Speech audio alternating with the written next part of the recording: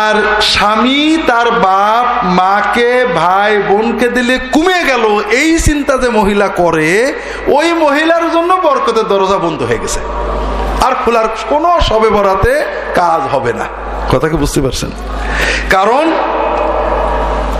শাশুড়ির সাথে বউয়ের ঝগড়া হলে হতে পারে এটা সমান সমান, কিন্তু কোনো ছেলে যদি মা বাবার সামান্যতম কোনো হক নষ্ট করে, মা বাবার সাথে সামান্য খারাপ আচরণ করে, যদি কোনো ভাই তার ভাই বা বোনের অন্তত হক নষ্ট করে, ওই ব্যক্তির জীবন থেকে বরকত উঠে যাবে, আয়ু কমে যাবেই, ঠেকানো যাবে না।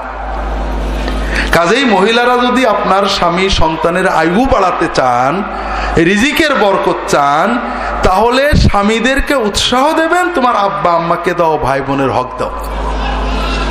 এটাতে কমবে না, এটাতে আল্লাহ